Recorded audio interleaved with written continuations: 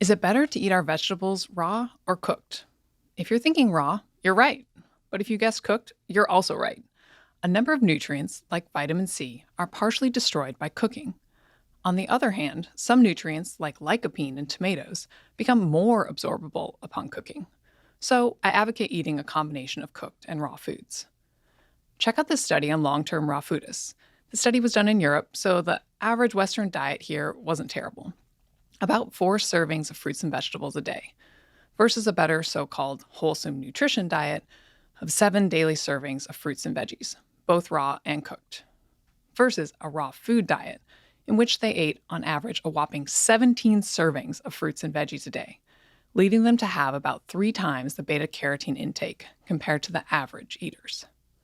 But that's intake. How much of it actually got into their bloodstreams? Blood beta-carotene is considered to be a surrogate marker for fruit and vegetable consumption. Some researchers even suggest if you tell them what your blood beta-carotene level is, they can tell you what your health risk is. So who had the most beta-carotene in their bodies? Those eating 4 servings a day, 7, or 17. It was the middle group, the 7 daily servings group, because cooking can boost the absorption of phytonutrients like beta-carotene. For example, you get more beta-carotene in your bloodstream eating cooked carrots than you do eating the same amount of raw carrots. The raw foodists were eating 17 servings a day and basically had the same amount of this phytonutrient reaching their internal organs as those of the standard diet, getting 4 measly daily servings. Raw diets can be better than junky vegan diets because they're free of processed foods like potato chips and sugary drinks. I couldn't find any good evidence raw diets are superior to whole food plant-based diets, though. A dietary survey of 141 so-called Hallelujah vegetarians following a mostly raw, pure vegetarian diet found their raw food diets were deficient in energy, protein, and vitamins B12 and D, calcium, selenium, and zinc. A more recent survey of strict raw food eaters disturbingly found only about half were supplementing with vitamin B12 and were suffering the consequences, elevated levels of the toxic metabolite homocysteine. Most eating the average Western diet are getting way too many calories, but strict raw foodists may not get enough. Being underweight, along with nutritional deficiencies, can cause women to lose their period and could contribute to osteoporosis. Those eating 100% raw can become too skinny, and as many as half may stop their period. Does this actually have an effect on bone mass? Raw foodists had significantly lower bone mineral density throughout their entire skeleton, and specifically in their spine and hips.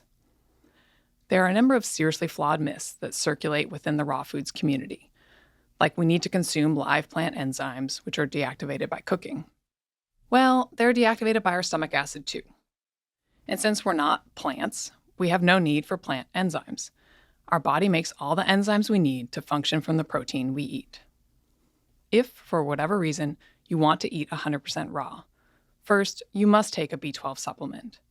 So you don't get other nutrient deficiencies, study Davis and Molina's comprehensive guide on the subject. Also, a diet based on modern cultivated fruits is not nutritionally adequate. They're a pale shadow of the wild fruits eaten by our ape ancestors. Make sure you rinse the natural acids off your teeth after eating sour fruits and beverages so you don't erode your dental enamel. And also make sure you sufficiently chew your food so you don't block your digestive tract. In fact, we explicitly recommend against raw food diets for young children, as they just don't have the stomach capacity to get adequate nutrition. Although an all-raw food diet can be healthy, this raw triple Iron Man showed no signs of dietary deficiencies or impaired health. There is no reliable evidence to suggest that it's more healthful than a diet of whole plant foods, cooked or not.